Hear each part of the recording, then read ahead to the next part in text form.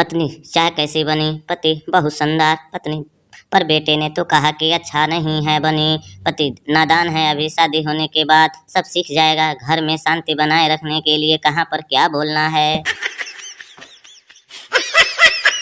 अमीर दिखने के लिए जरूरी नहीं कि आप हमेशा सूट बूट में रहें। आप चाहे तो 5 या 6 साल पुराना फटा हुआ जीन्स भी पहन सकते हैं।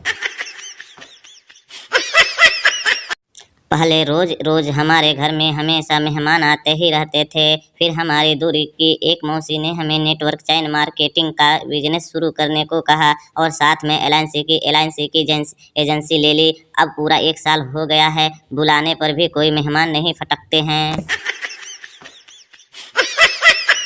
यदि हम एक पेन खो देते हैं तो हम नया खरीद सकते हैं, लेकिन अगर हम एक पेन का कैप खो देते हैं तो हम उसे खरीद नहीं सकते। इसीलिए अपनों दोस्तों से प्यार करें, क्योंकि सभी ढक्कन महत्वपूर्ण और जरूरी हैं।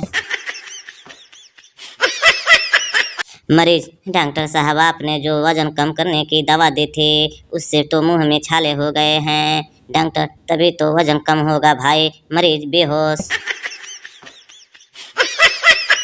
युवती को प्रभावित कैसे करें, उसका बराबर ख्याल रखें, उसे सम्मान और उपहार दें, उसे महारानी जैसा व्यवहार करें, आए दिन रेस्टोरेंट ले जाएं, उसे सुंदर बताकर तारीफ करें, उसका ध्यान रखें। युवक को प्रभावित कैसे करें, बस एक बार मुस्कुरा दें, बात खत्म, लड़का बर्बाद। एक बड़े पोस्टर पर मिक्सर के साथ लड़की की फोटो लगी थी और लिखा था एक्सचेंज ऑफर। पति बहुत देर से वो पोस्टर देख रहा था। यह सब देखकर उसकी बीवी बहुत ही नम्रता पूर्वक उससे बोली, घर चलिए, ऑफर सिर्फ मिक्सर पर है। दोस्तों, चुटकुलों के बीच में एक मजेदार पहेली बताइए। एक टी स्टाइल पर एक लड़के ने एक लड़की से पूछा कि तुम कौन से क्लास में पढ़ती हो, तो लड़की ने कप को उल्टा कर दिया। तो बताओ लड़की कौन से क्लास में पढ़ती है? दोस्तों, इसका जवाब कमेंट करके बताओ।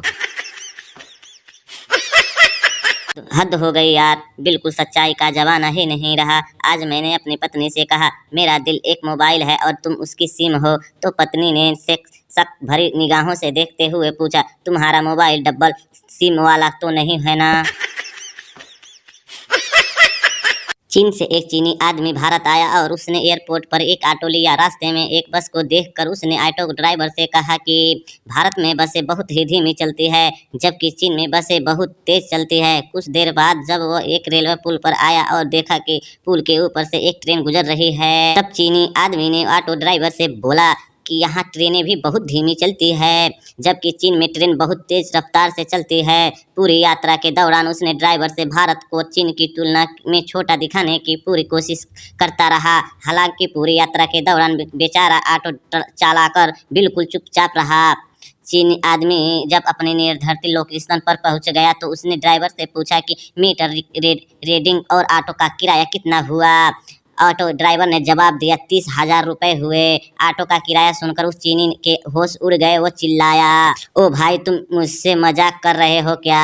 तुम्हारे देश में बसें धीमी चलती है, ट्रेन धीमी चलती है, सब कुछ धीमी है, पर 1 मीटर अकेले इतना तेज कैसे दौड़ सकता है? 500 रुपये की जगह 30,000 मांग रहे हो। इस पर ऑटो ड्राइवर ने मुस्कुरा कर जवाब दिया, sir, meter made in China है।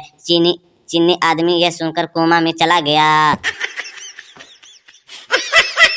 वन विभाग को एक अर्जी मिली, हमारे घर की शेरनी बीबी पर कार्रवाई कर सकते हैं क्या? वन विभाग से जवाब मिला, जब लाए थे तब विभाग से नोटिस ली थी क्या?